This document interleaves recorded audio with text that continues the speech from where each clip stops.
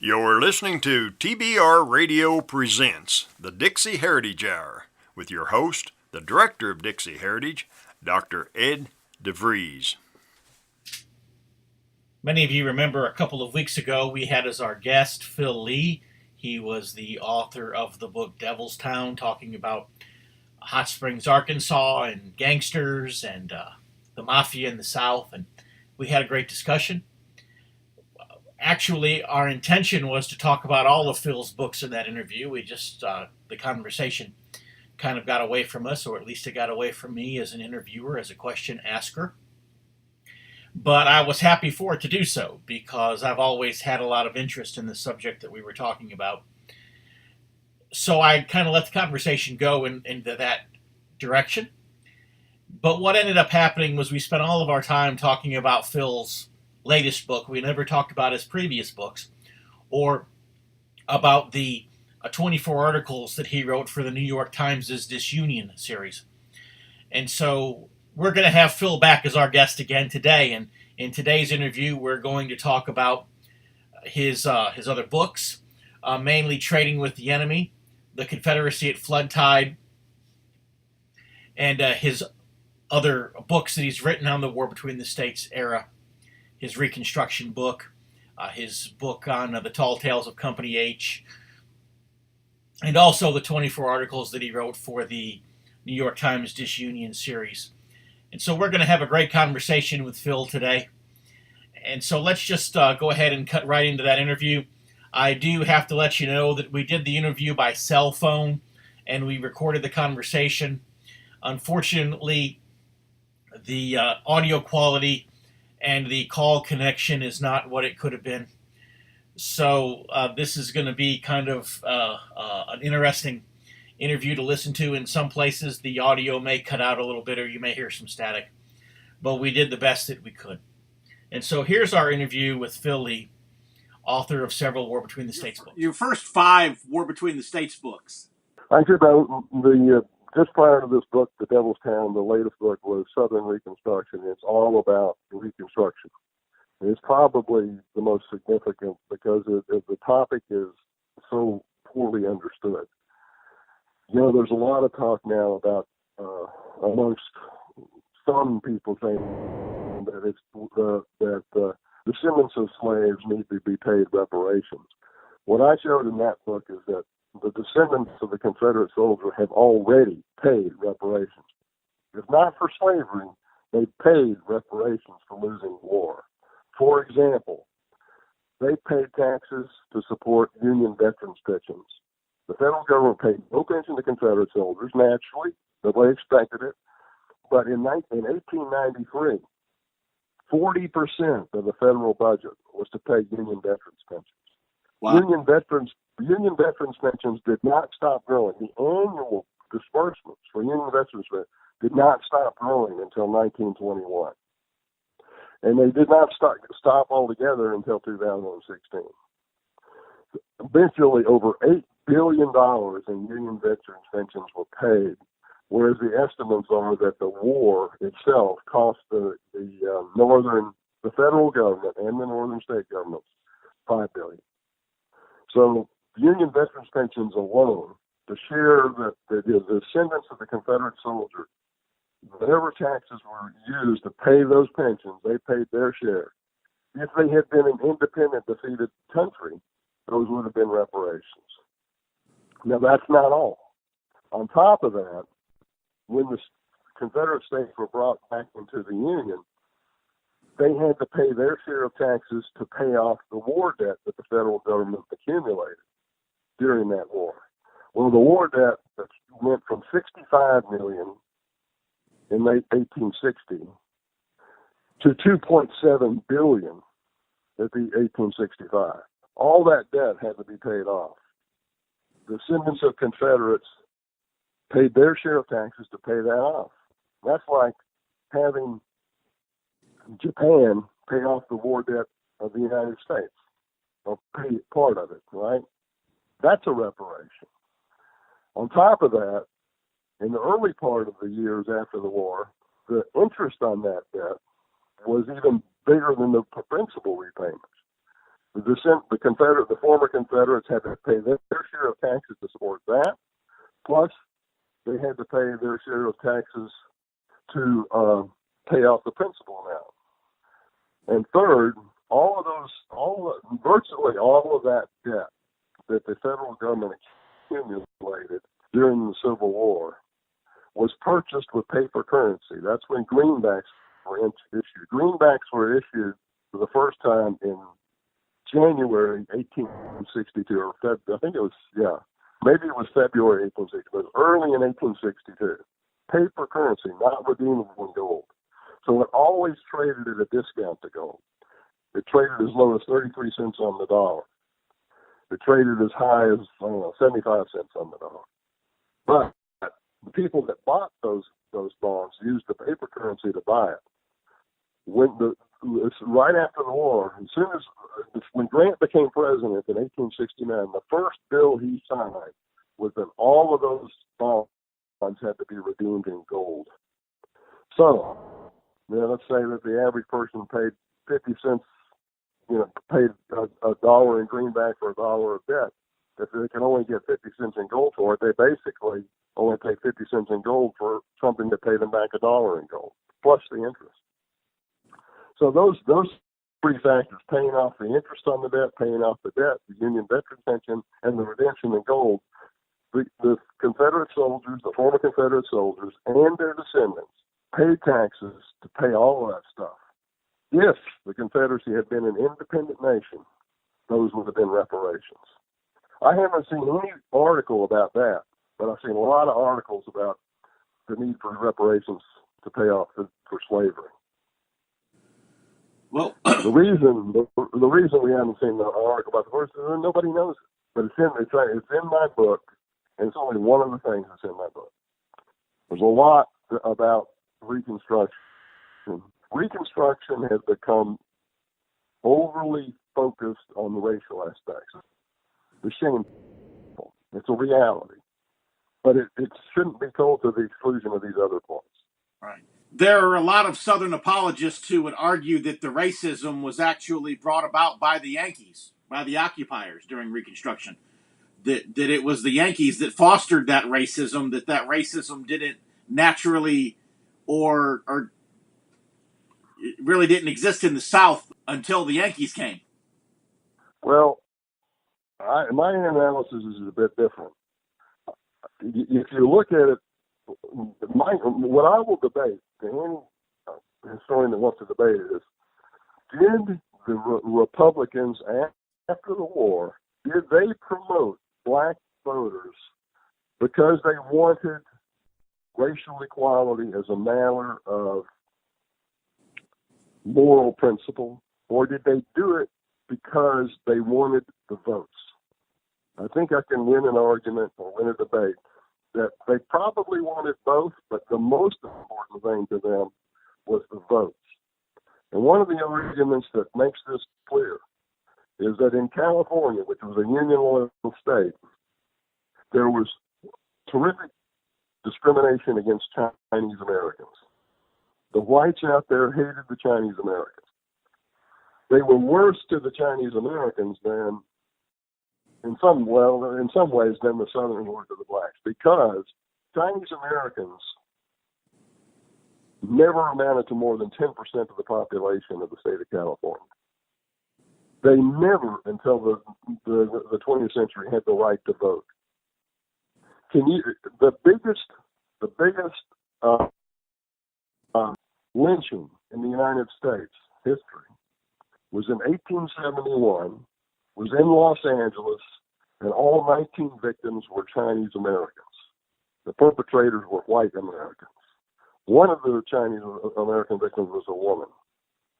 2/3 of all of the victims of lynchings in California from 1849 to 1902 were Chinese Americans. Now, it's true there were a lot more lynchings in the South than there were in California. But the Chinese did not have the right to vote in California. They did not control the government. They could not put a Republican puppet government in place, or any kind of a puppet government in place, because they could not vote. My point is, just imagine the violence that would have resulted if the federal government had told the whites in California, only some of you can vote, but all Chinese Americans can vote, and since they're 40% of your population, they're going to represent the majority of the electorate. That's what happened, particularly in the deep South states, when the blacks were given the right to vote. If racial, equality was the principal objective of the Republican Party and President Grant, they would have given the right to vote to the Chinese Americans as well as the black Americans. They would have also given it to the Native American as well as the black Americans. They wanted blacks to vote. They wanted only one racial minority to have the right to vote, and that only included the racial minority that was big enough and certainly Republican loyal enough to keep the Republicans in power in Washington. I don't mean to say that that some Republicans, perhaps even majority, felt that racial equality for the blacks was one of their motives, but I think it was a secondary motive. I think the primary motive was to keep the Republican Party in control. In fact, that it was common amongst the party members to admit that in private, sometimes even in public. Well, we talk about the Democratic political machine because during our lifetimes and, even during the 20th century before our lifetimes, it was that Democrat political machine that was the main broker, if you will, of political power in our country.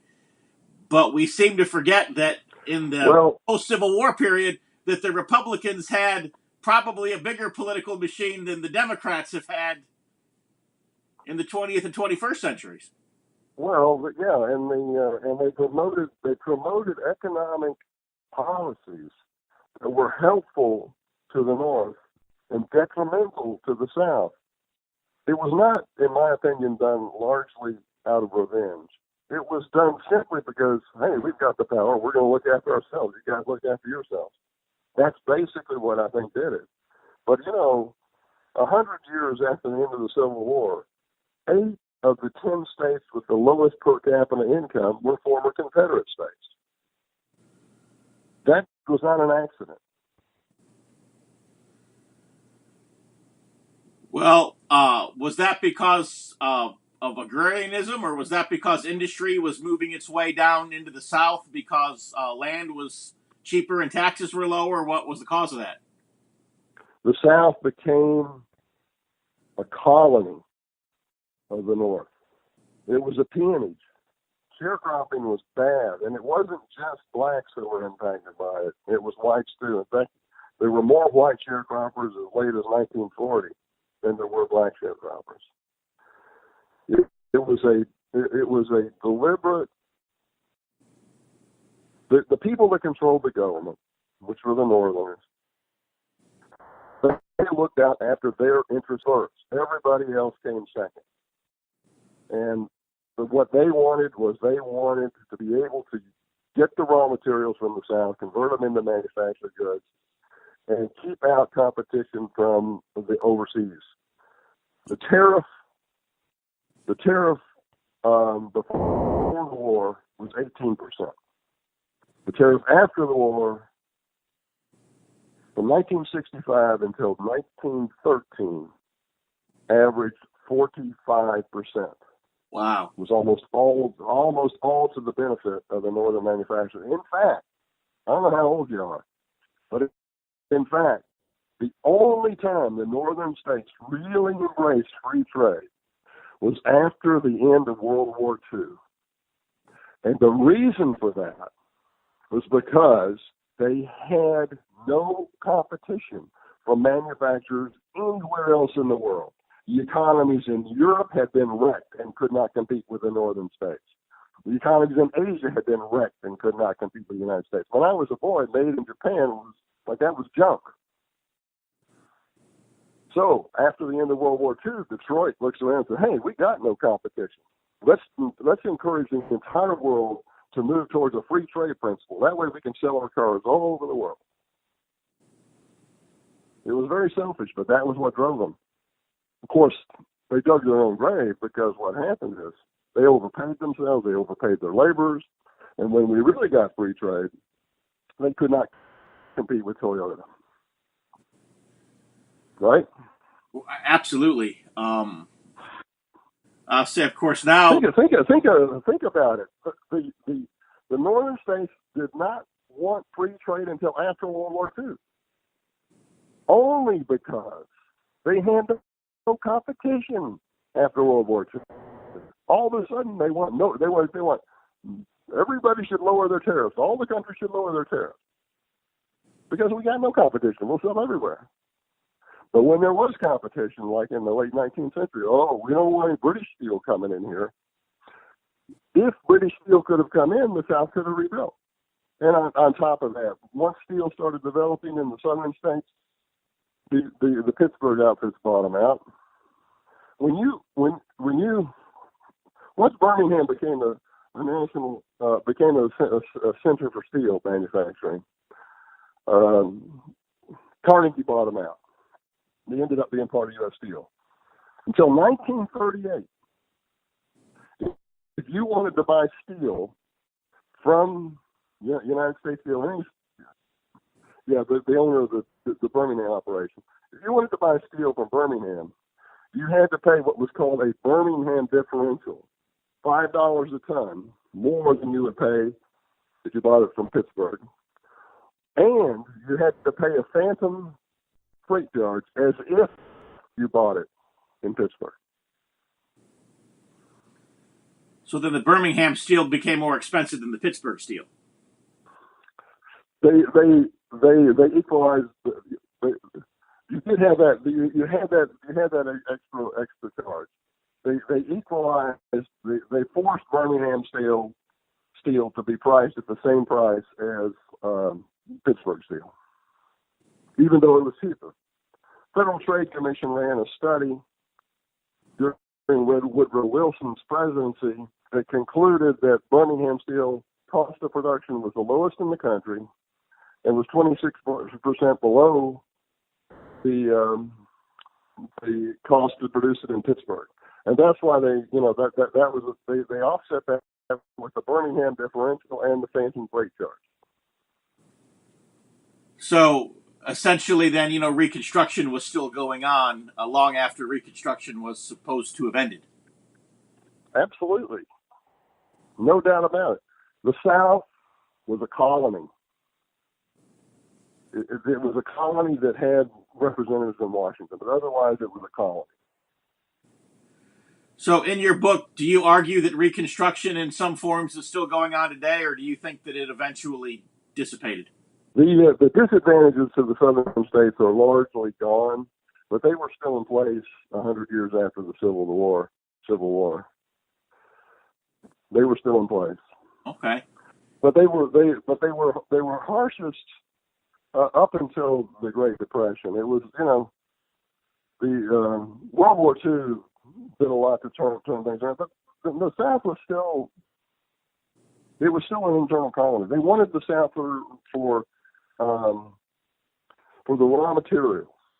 The real value added was they wanted the raw materials to come from the South, and then they manufactured the stuff up north where most of the money was made. I mean, here's an example. Butter versus oleomargarine.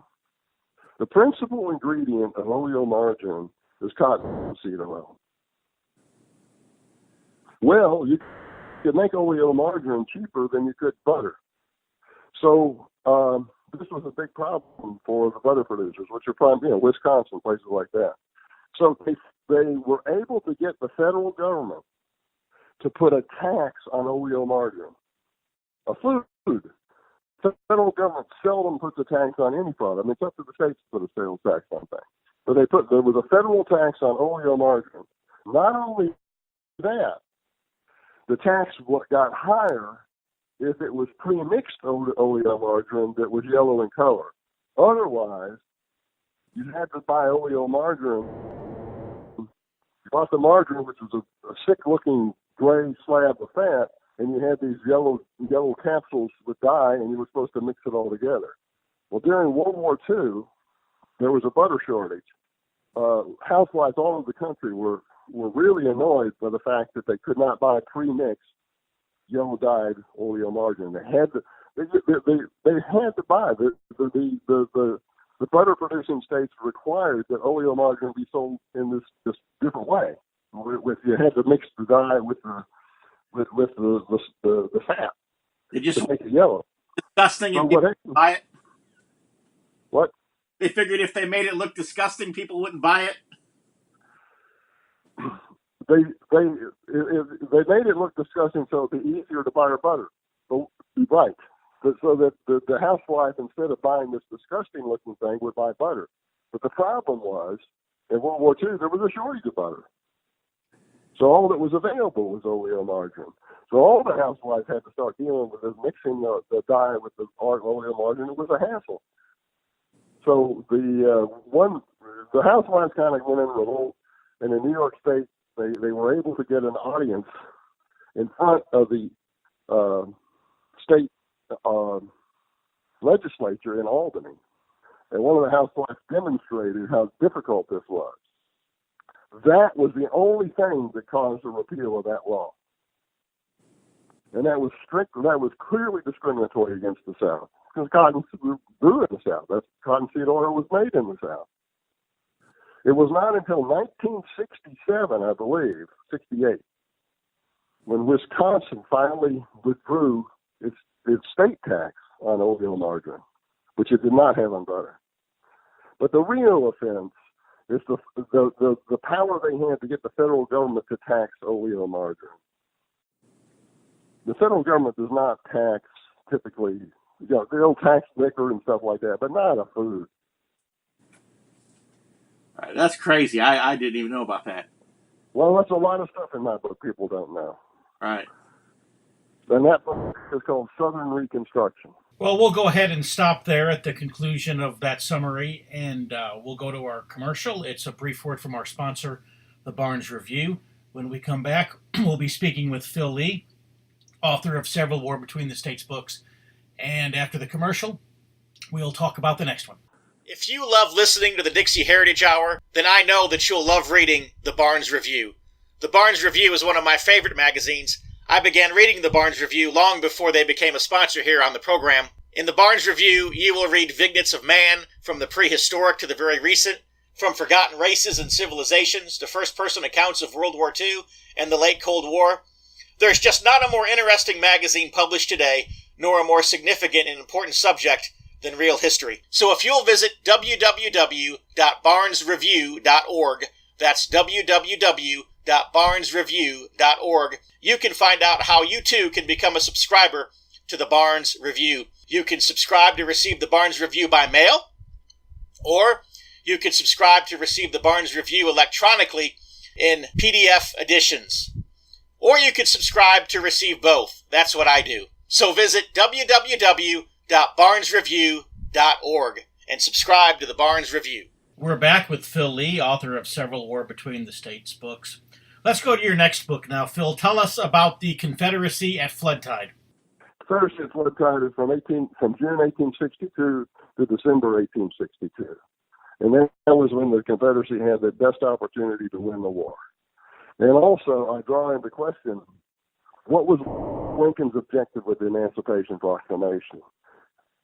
If you read his preliminary version, which he released right after the Battle of Antietam, there were concerns, not just in the South, but also with politicians in the North, that that he was attempting to provoke a slave rebellion in the South to end the war.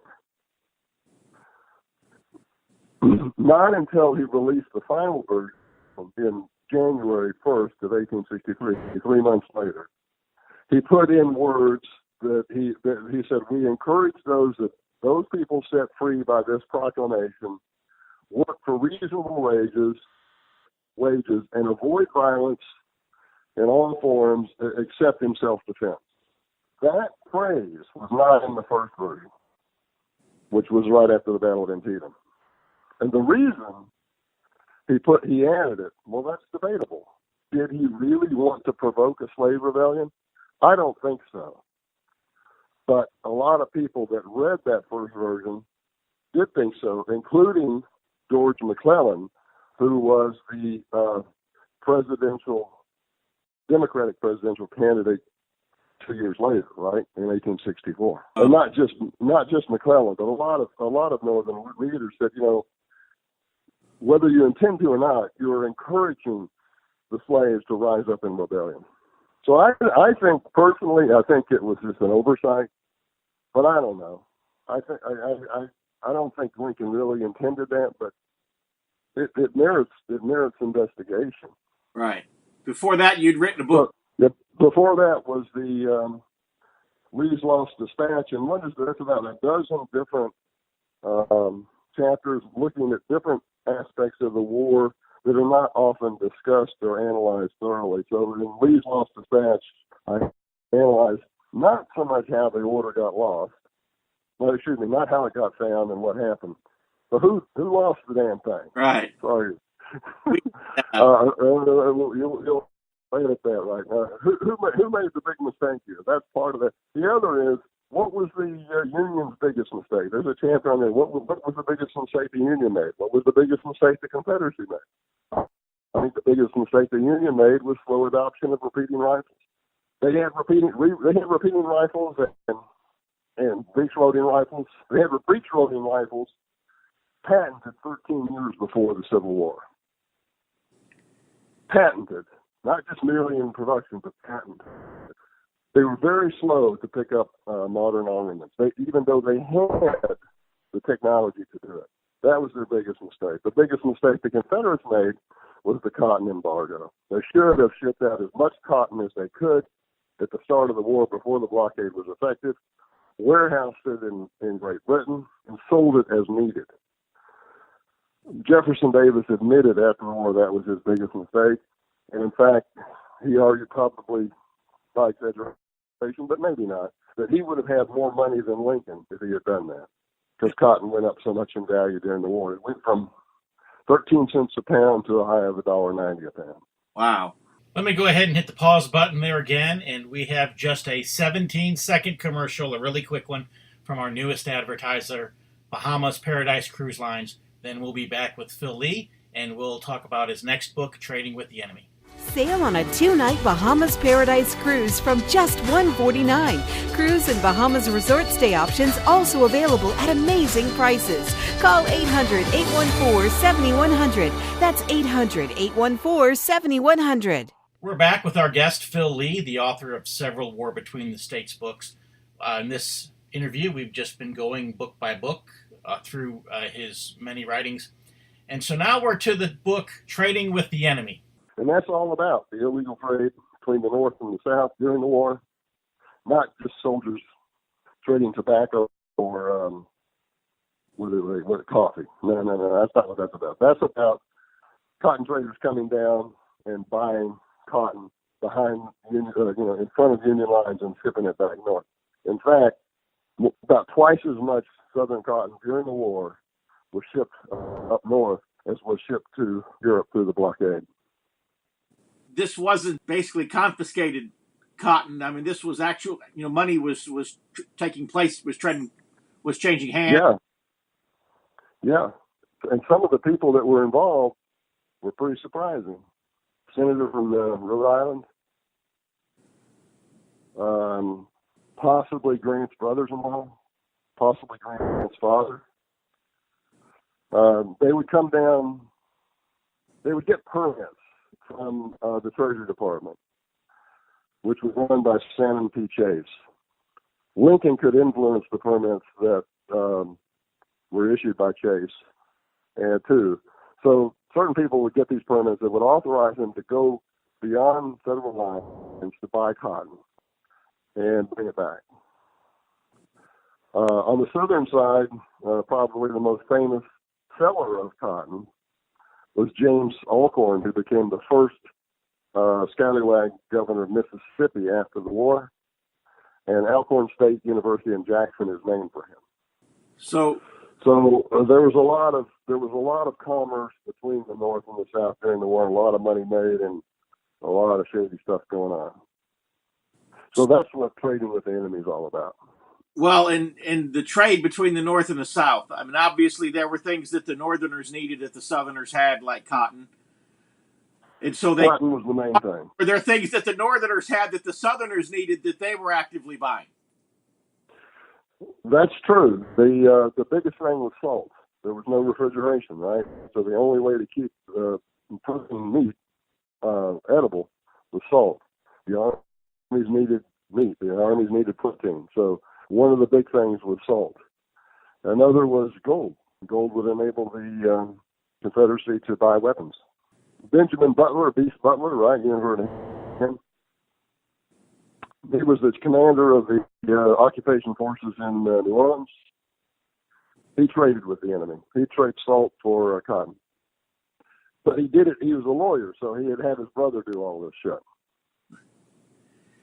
So were these transactions illegal, or were the laws not in place to make them illegal at the time, or how did that work? I mean,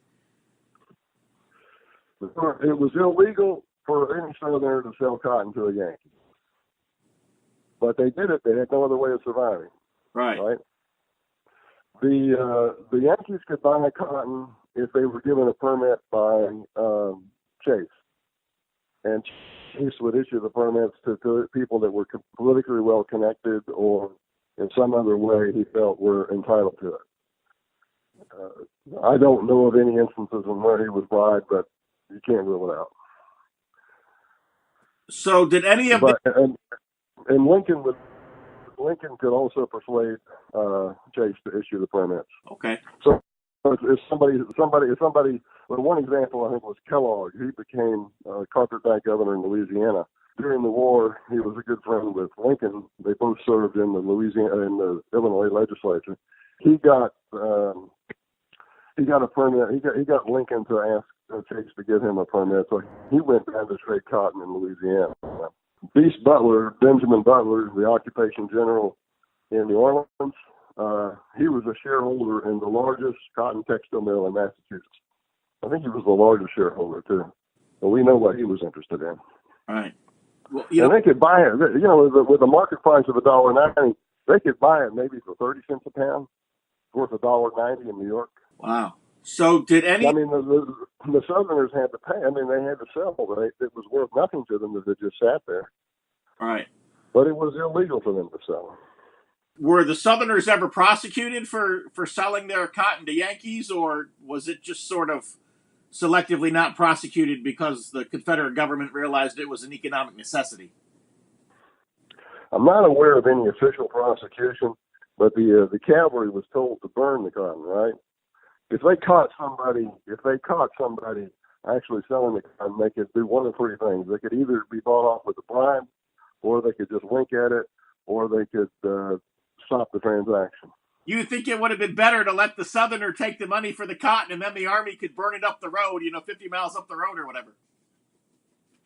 Yeah, that's right. That's why I say I'm not aware of anyone prosecuted. The highest profile guy was Alcorn. I think James K. Polk, his widow, he was the president, in the 1840s. His widow was still living in Nashville. She actually tried to trade cotton because she needed the money, and I don't think she got prosecuted. Memphis and New Orleans were big cotton trading centers during the war, and there was a lot of shady stuff going on. Did any of the trading strategically benefit either side, or were they the South? Okay. It helped the South because it gave the South money. And in those instances where they gave them gold, they were able to use that to buy things overseas. Was either side trading anything with the other side that were outright military munitions? In other words, the biggest incident. I encourage you to buy trading with the enemy if you get a chance, because I can send you a copy of it. That's what I can do. Okay. The biggest scandal was the Rhode Island Senator, Linkard Electric, can't remember his name. He actually did get involved in a situation where they sent a shipload of various items to Texas, including arms, including weapons, and they sold the goods there, and the idea was to import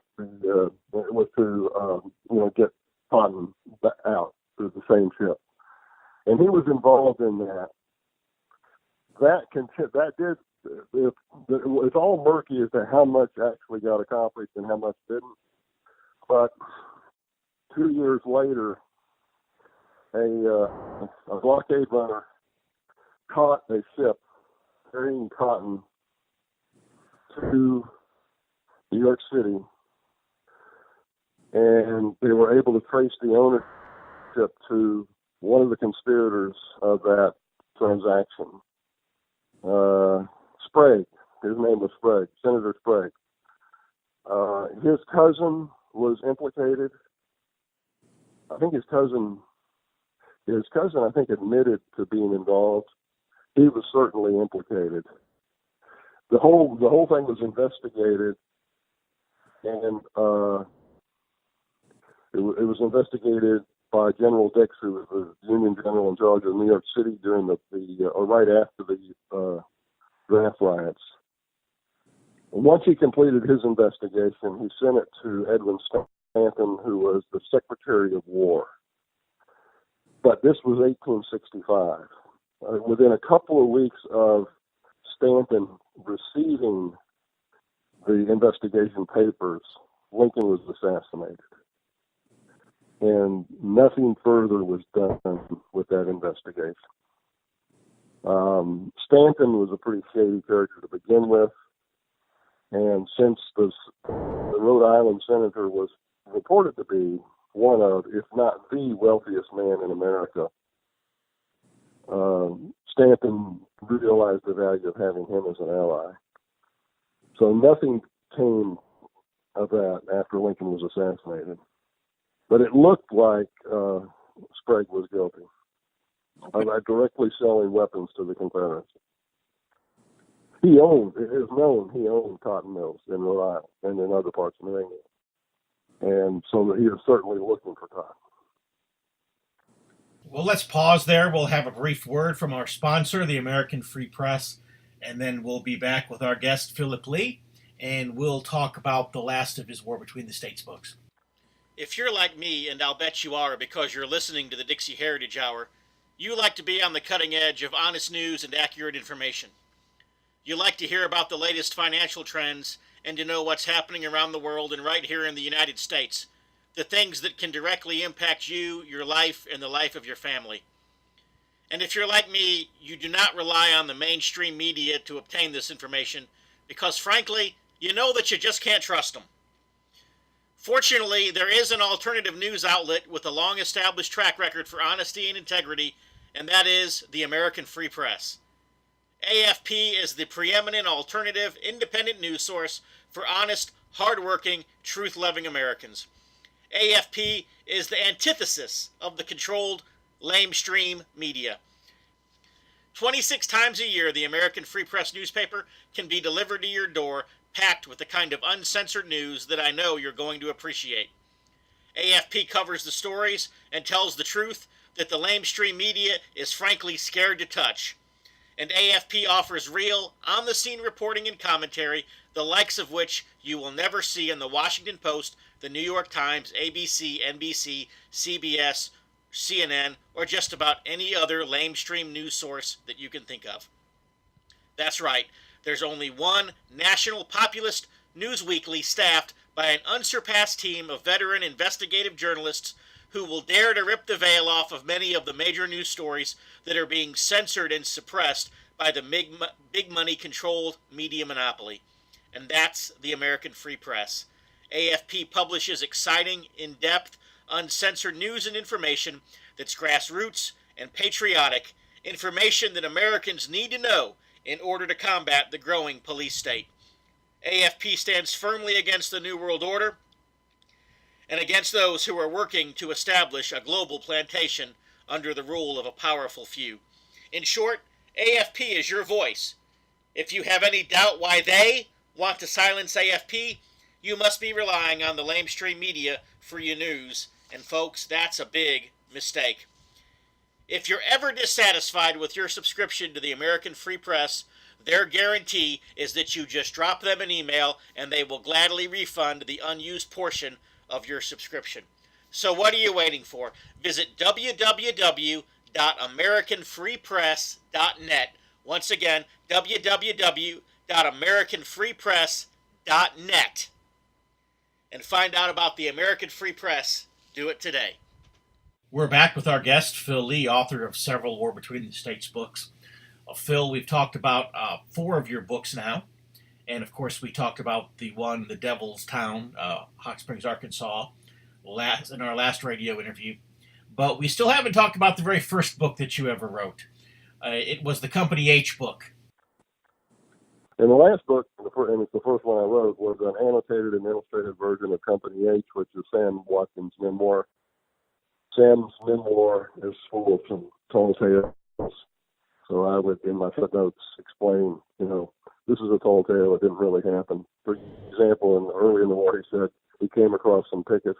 He spent the winter up in northern West Virginia, right on the border, right there where it's, the distance between Maryland and between West Virginia and Pennsylvania is like 12 miles at an altitude of about 2,500 feet. It was cold. So he said he came across some pickets who were frozen in place. Well, that's a tall tale. But also a number of his battles, he used names to describe them are no longer used, so my footnotes help clarify what battle he's really talking about. There's about 250 annotations that describe things that the current reader may not know or could understand conveniently unless they were pretty intimately familiar with the Civil War in the Western theater. During the time you were writing these books, 2013 to 2017. 18. Well, 18, right, if you include the Devil's Town. Right. Right. But during this time, when you began, it was after you had already began contributing articles to the New York Times Disunion Series. That's right. This all started, I was reading the New York Times from 2011 to 2015, actually 2010 to 2015. They had about 3 articles a week commemorating the Sesquicentennial of the Civil War. The editor of that column wanted each article to pertain to something exactly 150 years ago. That's what the Sesquicentennial is. So in 2010, he was looking for articles on the November 1860 election, what happened after the election. In 2011, he was looking for articles on the formation of the Confederacy, the First Battle of Bull Run, Wilson Street, that sort of stuff. I was reading that, and some of the articles I felt like I finally said, I can do better than some of these guys. And they were typically academic guys. So I wrote my first article on the failure of the federal government to use repeating rifles and breech-loading rifles, even though they had the technical ability to do so. And he liked that. So that led to 23 more articles. Did any of your books, were any of them outgrowths of the articles you were writing for the New York Times? None of my books were pertinent to the articles. I did write one article called Trading with the Enemy, but it was only, one article, whereas my book, Trading with the Enemy, is a whole book. But I did write an article about Trading with the Enemy because it's also an interesting aspect of the war that few people know anything about. Is there any place online where someone could still find these articles and read them? New York Times. Okay. They're still there. Yeah, you use my name is spelled Philip Leigh. The last name is spelled Leigh. So do a Google search, Philip Leigh, New York Times, Civil War. It should come up. Okay. Your first 5 War Between the State books were published by Westholme, and now your last book, The Devil's Town, Hot Springs During the Gangster Era, you switched publishers to Shotwell Publishing. Was there a reason for the Yeah, well, Westholme was not interested in the Hot Springs book. They are typically, for lack of a better term, quote, respected American history, not true crime books, that sort of thing. He likes, he's good, he likes American history, he's good on American history, but he just did not want that topic because he felt it had too much of a true crime connotation to it, number one. And number two, he just could not see much of a market for a book about Hot Springs. He didn't know anything about Hot Springs. So he said no. So then I took it to the university. Well, let's don't say that. Don't identify them. Okay. Let's just say I took them to an academic press. And that was a waste of time. I went through a lot of paperwork, signed a contract and everything, but in the end, we both decided it was not right for either of us. Then I went to Shotwell because I had seen their books and I knew that they liked this sort of thing, or I knew that they wanted to focus on the South, and so I wanted to learn more about them. I wrote them a query letter, and they responded and said, "Yeah, we're interested." I think it was partly because they were familiar with my other books. And I would say that doing work with Shotwell has been good. The number one thing I would say about them, they do what they say they're going to do. I mean, it's kind of frustrating going through this process of publishers. I so often found that submitting books and queries and manuscripts, that they'll say, "Okay, we'll get back to you soon." Well, the word "soon" means nothing, And but Shotwell says, we're going to do this. We're going to do this by such and such date, and they did. Okay, well, they've been one of our sponsors for our newsletter for the last year, and they just seem to be great people to work with, at least on our end as well. So.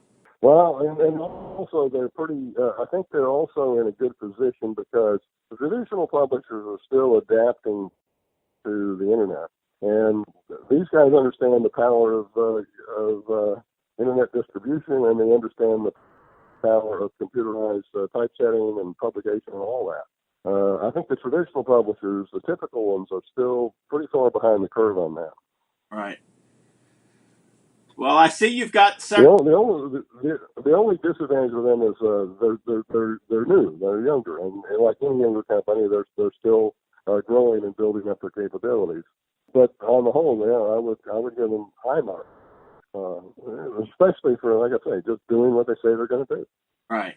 I also saw that you had several self-published books on Amazon, either in Kindle or softcover editions. Yeah, I did get started with that before I got involved with Westholme.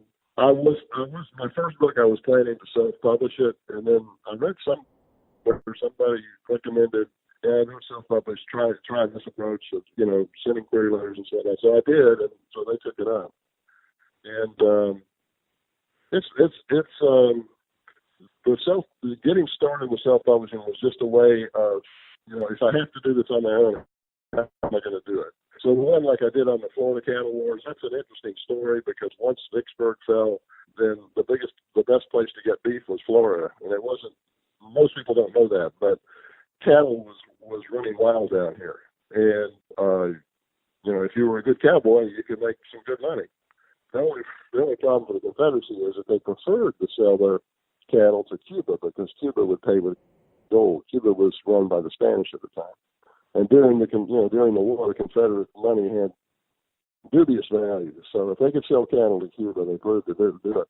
The irony of that, and that's a chapter. I think I got a chapter on that in the Lee's Last Dispatch. The irony is, it's one instance where the federal blockade wanted the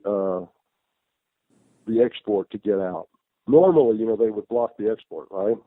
Right. But they wanted the cattle to get out of Florida and to Cuba because they did not want it to go from Florida to South Carolina or Georgia.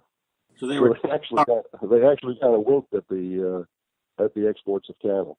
So did they make any attempts to block the gold payment from coming back, or did they allow that transaction to go both ways? Or that's a good question. There were instances of where people came back and they were arrested. I don't know. My guess is that somehow that if they had gold on them, it somehow ended up in the hands of the Navy. Yeah, but that's a good question. The idea was to, if you could get the gold, You could sneak back into Florida. There were lots of ways to sneak back into Florida without getting, stopped by the blockaders. It's got a huge coastline, right? A huge coastline. And the distance from Cuba to the southern part of the peninsula was 90 miles, 100 miles, something like that. Yeah. I know that there are a lot of speedboats that do it all the time. Of course, back then, boats didn't travel as fast as they do now. Could you tell us, where do people go online if they want to read your blogs or buy your book? My blog is civilwarchat.wordpress.com, but if you just put in Civil War Chat, Philip Leigh, in Google, it'll come up. Leigh. Remember to spell it Leigh. And that'll get us to your blog. And how about if somebody wants to buy your books? Amazon or Barnes & Noble. Barnes & Noble has it in some of their physical stores. They both have them in their online stores. I think Apple's got them too. I'm assuming that all of your books, hardback, paperback, are also available as Kindle books? Oh, Kindle. Yeah, they are Kindle. I've got Kindle versions, I think, of all of them, but I'm not sure all of them. I think so, though.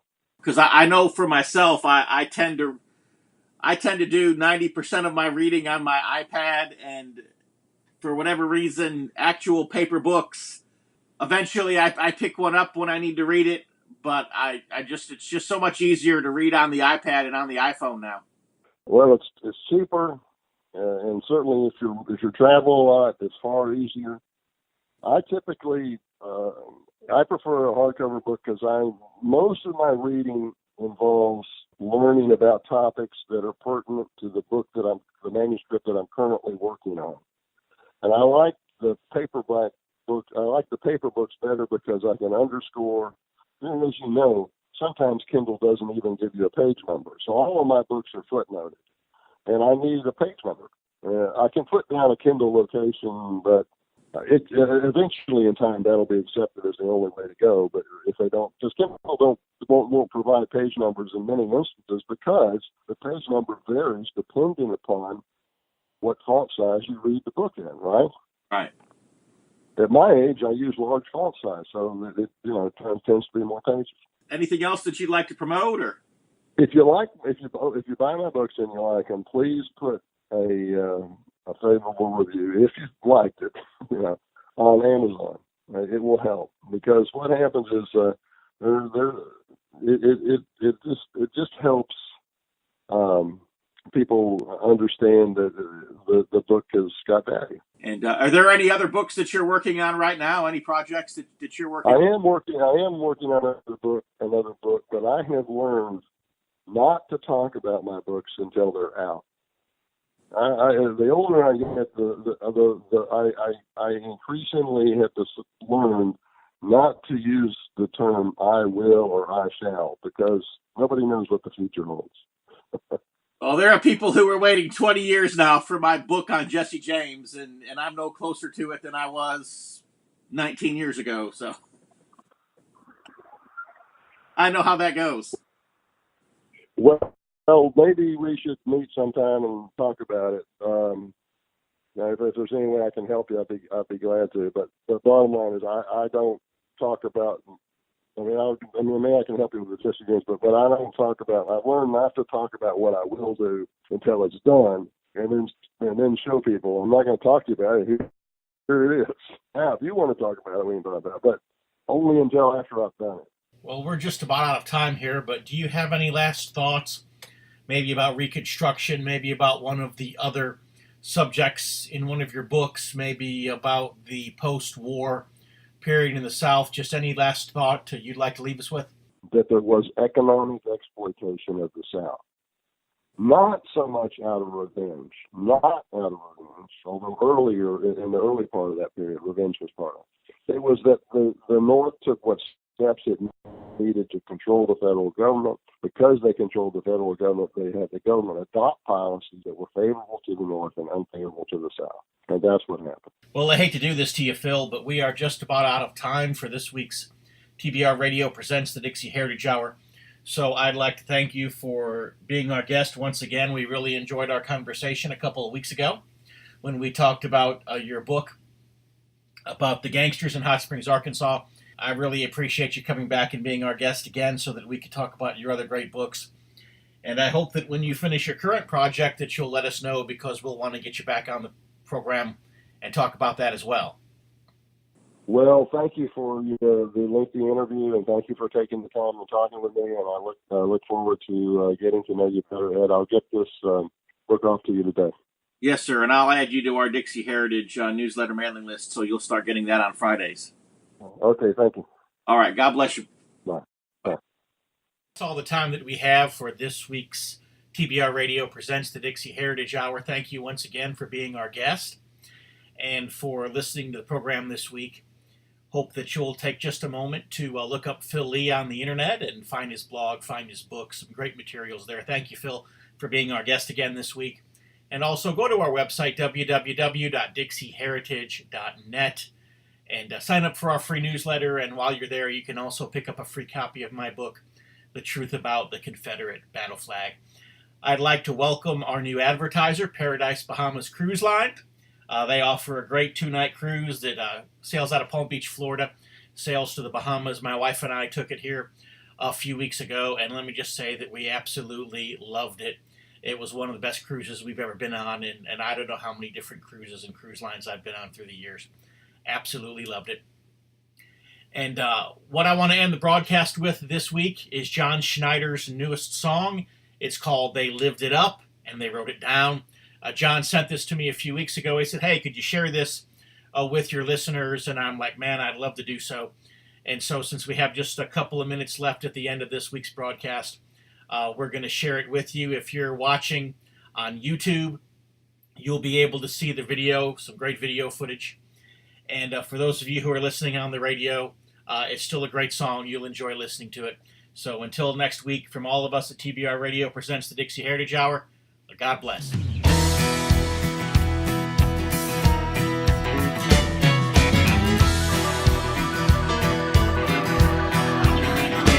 They were all kinds of crazy, but it kept them from going insane.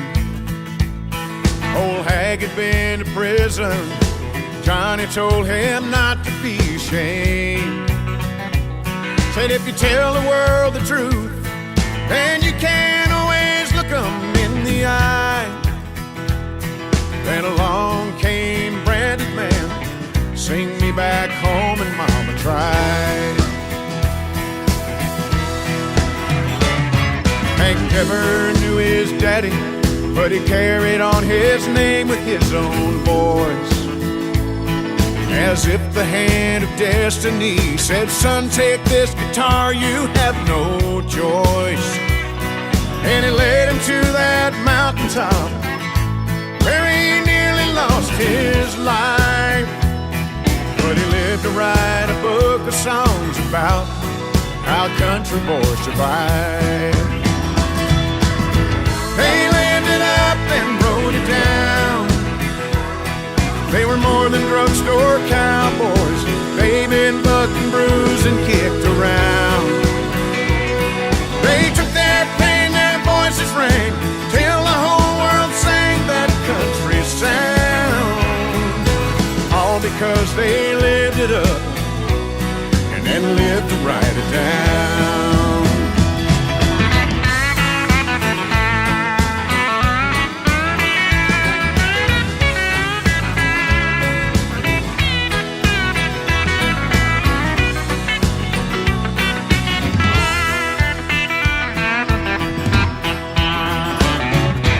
Didn't understand him when he wore his mohair suits and skinny ties. So Willie took old Trigger, said you can kiss my Nashville ass goodbye.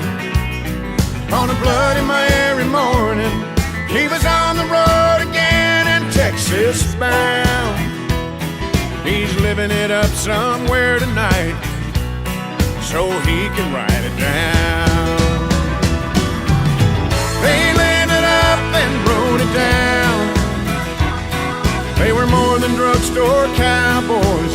They've been bucked and bruised and kicked around. They took their pain, their voices rang, till the whole world sang that country sound. All because they lived it up and then lived to write I'll live it up tonight. Sure hope I live to write it down.